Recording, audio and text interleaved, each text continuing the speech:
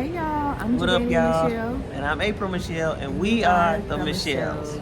So we're coming to actually close out this vlog. The last you heard was that we were on the way to the hospital to retrieve our eggs because the doctor pushed up the egg retrieval from the 20th, Tuesday, June 20th to June 18th. And so we got there. It was really nice in there. People were really welcoming, really loving. They put me in a nightgown as soon as I got there, or a hospital gown. Took my vitals, my vitals and my weight. My blood pressure was high, but we figured it was high because of all the excitement going on. And I also had a turkey leg the day before, and I hadn't had a lot of salt in a while. Love a turkey leg. And so the doctors were actually late, but I didn't realize it until they said something. And so around 9:30, they told me to go to the restroom to empty my bladder, and I was actually having to use the restroom. And I had just asked, like, when am I gonna be able to pee, y'all? And they was like, just hold it, because they're gonna want to do it right before the procedure. The doctor came in, got to meet Dr. Silver for the first time. He was really nice, really loving. Got to meet Dr. DeRosa, who was the assisting doctor. He's the one that actually took the eggs out of my ovaries.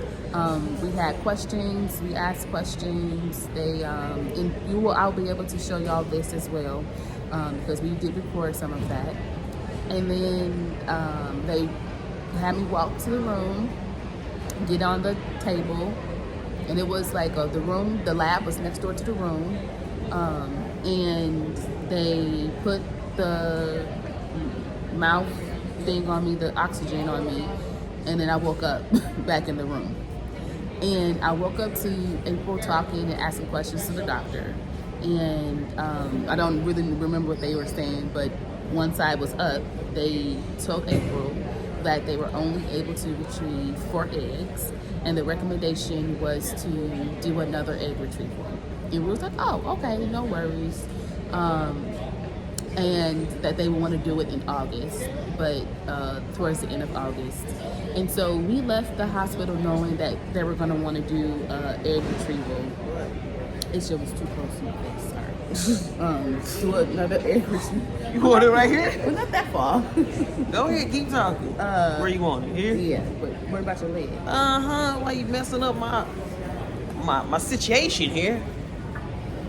Cross some legs. That's good. Yeah, that was I wanted to do another egg retrieval. So we left the hospital knowing that. And then, like I said, it was a Sunday. So on Monday, I got the phone call. No, Tuesday. Was it Tuesday or Monday? Sure, one of those days. It was either Tuesday. I think it was Monday. Tuesday. It might have been Tuesday, but I think it was Monday. I got the call that they let me know that 2 eggs were not viable immediately. Like, they got them out, and once they got to the lab, they were already gone. And they were able to insert the other 2 eggs with the sperm, but overnight they did not last. It was Monday. Overnight they did not last. And that means there were no eggs to even insert into my uterus to presume a pregnancy. So I was immediately like sad, hurt, mad. Like, I went through all this and we ain't got no eggs. So at this time we're still like, oh, okay, we're gonna still do another egg retrieval because they were waiting on my lab. So Dr. Silver actually tested the eggs to figure out what happened. So that news came a week later, which was a Tuesday. And the news was that my eggs are not good. The words were, I don't have good egg quality. And those words were not told to me, those words were written to me. And I think I've shared with you all that I had a little issue with bedside manners with the staff. Like, for him to be the best doctor, his staff kind of sucks a little bit.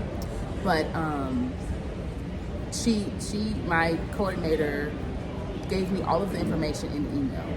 But now when she told me about my blood disorder trait that I had, she called and then sent it in an email. And so I got really angry and was like, fuck this shit, I'm not doing it again. April took that literally. I have learned to, in the moment I was serious, but then next day I woke up, I was like, oh, maybe I do want to do it again. So I went through a battle of it, and I was doing it by myself because I wanted to know if I really wanted to do it again. Not take away the money, take away all of that, but emotionally, was I going to be able to redo this? And I didn't know. And so I was going back and forth, and we decided that we're not going to redo IVF. Now, we still have sperm, so we might try to figure out to insert the sperm or something, but I don't like to gamble, and I'd rather see my money and eat my money than gamble money away. And that's what it feels like to me. I'm still healing. My therapist has said I need to reframe. April has said I need to reframe. I have not reframed yet because I am still angry. But do not fret. Baby Michelle is still going to be coming to us one way or another. We have decided to officially start with the process to foster care to adoption. And we are not going to do a foster care now, y'all, okay? Because I'm not giving a baby back. All right. Y'all know her. You're not giving me a baby, then tell me I gotta give him back. No, thank you. Okay, we're gonna be doing only fostering a child whose parents' rights are almost terminated, will be terminated, or terminated. And we will start that process once we both get back from our travels to the motherland. This is bittersweet. I've always wanted to have a baby. I've always wanted to experience pregnancy. I feel like I have romanticized pregnancy, and so some people that have not ever wanted to be pregnant don't realize or understand like the feeling that I have when I talk about this. Because I ain't never wanted to experience pain. Yeah. In carrying a child. But when we got the news that my egg quality was not good, I actually, April is very much, she holds her feelings and emotions in. I'm outwardly emotional person, and I don't know why she doesn't want me to see her emotions sometimes, but I didn't think that she didn't care, but I didn't know how she really felt because she has kept it inside. And after we got the email or read the email, she, I visibly saw her really sad. She actually said, I'm so sorry, babe. If we would have known this, I would have saved the ovary. And we don't know what we don't know. We had never been through anything like this. And she also, we actually got 2 vials of sperm in case she wanted to pull her eggs. And so when we were at the hospital, we talked to Dr. Silver about it. And he was like, which one is it? And I was like, I can do it? Because I had a hysterectomy. So I was like, I only got 1 ovary left. He was like, yeah, you can. And I was like, oh. And so at the time, I was like, when we got our sperm donor, who we call Sally, we named him Marcel.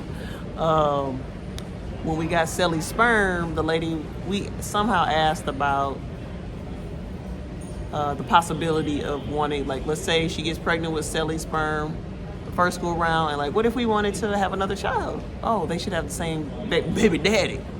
And so I was like, well, shoot, let's get 2 vials in case we want to pull my ovary. And I was like, okay, let's do it.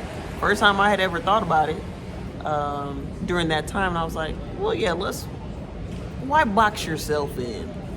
And so did it, but then once we talked to, was it Dr. Silver? He was like, well, he wouldn't recommend it for me trying to pull my eggs because I only got 1 and I'm older. One ovary, and it would have been more difficult. And he only mentioned me previously because some people really they keep trying. And I was like, all right. So that's why we now have another vial. We no longer have it. We sold it back. Oh, we sold it back. Yeah. Oh, yeah. But I thought you said something about we might get the sperm and try to insert the sperm that I got. Oh, yeah. See? So, because the sperm that I got, that sperm is enough for 10,000 pregnancies. Oh, so we could try 10,000 more times just for kicks and giggles. That could be fun. Right. Just try. Instead of just pouring Let's it down the try. drain. I say let's give it a go. Yeah, but we have until June to fully decide.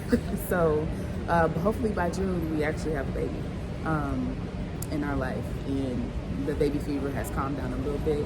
But yeah, we don't know yet. We gotta still pray about it, meditate about it, and decide. But what we have decided is that we're gonna adopt, and so that's pretty fun and exciting. Like starting this process. I mean, we always knew we were gonna adopt, so here it is. So it's exciting. So stay tuned.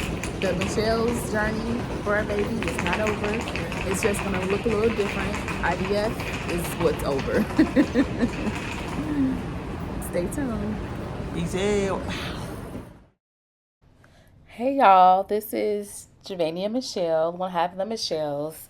And what you're seeing here is our photo shoot that we did for our foster care application. Rocky was not participating. This is our case manager, Carla. She's really sweet. And then this is us getting the room ready downstairs because we had to switch the house around because we had lots of stuff upstairs and we needed to move everything downstairs. We got rid of all this stuff that's right here. And this is more trash and more stuff that we got rid of. And then this is the room while we're still working on it. I'm getting on April's nerves. And then this is us figuring out what all needs to go places, and this is me actually doing my part of cleaning up the room downstairs so that we can move the guest room that we had upstairs in the back room. This is why they say you don't go through sentimental stuff first, because this is me looking at our passport. I was able to use my passport before it expired. Went to the Bahamas because of wifey. And then I started looking at other stuff. This is me looking at what is this? A reef, those high school stuff back there. Those are books that I had from previous times that I used them or needed them for something, I don't know, old stuff. That's old plates and bowls that we had that we didn't get rid of. This is now the room. Everything's to one side. And the room is clean over there so that the bed can come downstairs. I needed to vacuum the floor. This is where the guest room was. This is now where my office was.